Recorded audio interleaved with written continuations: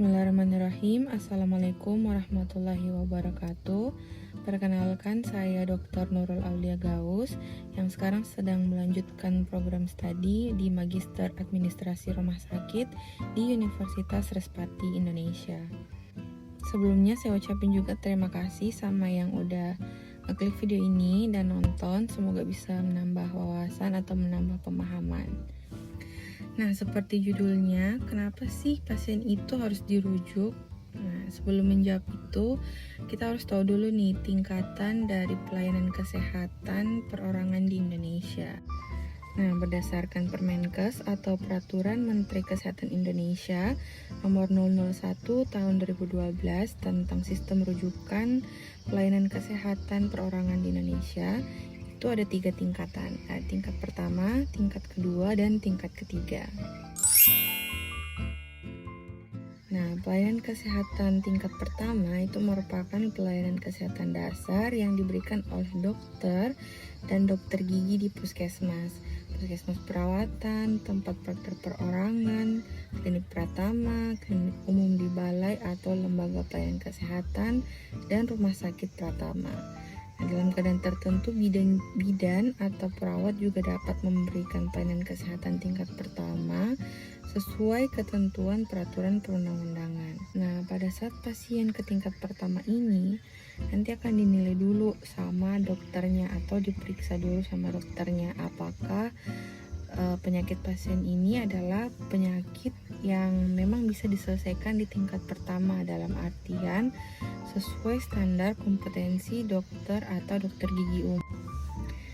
Nah, setelah dinilai bahwa memang ini adalah sesuai standar kompetensi dokter atau dokter gigi umum, maka bisa langsung ditindaki atau diberikan perawatan oleh dokternya.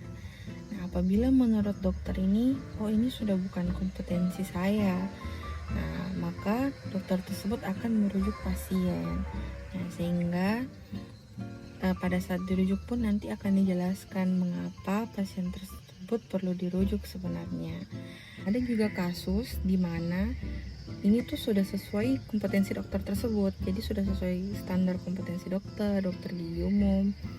Nah, tetapi untuk melakukan penata laksanaan atau memberikan obat atau melakukan tindakan pada pasien tersebut, alat atau obatnya itu nggak memadai di puskesmas atau di tingkat 1, sehingga perlu dirujuk gitu. Berdasarkan pengalaman pribadi saya dulu mau konsul gigi saya waktu itu sakit, saya ke puskesmas di daerah saya, ternyata ada indikasi untuk di scaling. Nah, tapi di puskesmas tersebut nggak ada alat scaling, jadi mau nggak mau harus dirujuk gitu. Nah, setelah dokternya pada tingkat pertama itu memutuskan bahwa pasien tersebut harus dirujuk, maka ditentukan lagi nih dirujuknya itu ke dokter spesialis mana. Nah, rujukan ke dokter spesialis ini udah masuk ke sistem pelayanan kesehatan tingkat 2. Nah, tingkat 2 ini udah ke dokter spesialis ya, lebih spesialisasi lagi. Jadi misalnya contoh ada benjolan di bagian payudara. Nah, diperiksa. Nah, pasien ini ke dokter umum atau ke tingkat 1 lah, puskesmas atau klinik pratama.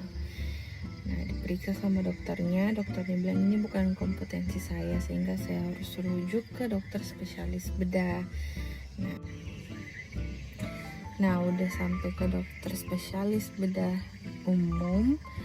Nah, dokter spesialis bedah ini pasti akan periksa lagi dan nanti akan menyimpulkan mengenai tindakan atau pengobatan yang akan diberikan. Nah, dirujuknya ini mungkin sama seperti kasus di tingkat pertama, yaitu sudah bukan kompetensi dokter bedah umum atau dokter bedah umumnya ini bisa melakukan tindakan atau pengobatan, tetapi sarana dan prasarananya yang terbatas di rumah sakit tempat prakteknya. Nah, sehingga akhirnya perlu dirujuk. Nah, dirujuknya ini kemana lagi? Jadi dirujuknya ke dokter bedah, konsultan onkologi, atau lebih tepatnya lagi itu untuk bedah tumor. Jadi dokter yang memang subspesialis untuk bedah tumor. Nah, seperti itulah sistem untuk merujuk di Indonesia yang sudah diatur oleh Permenkes juga. Nah, setelah tahu sistemnya dan kenapa, nanti jangan lupa kalau misalnya ada keluarga yang harus dirujuk, ditanyakan ke dokternya kenapa harus dirujuk supaya keluarga juga ngerti. Nah, sebenarnya dari dokternya pun memang wajib ya menjelaskan kenapa harus dirujuk. Itu salah satu informasi yang sangat penting diberikan kepada keluarga.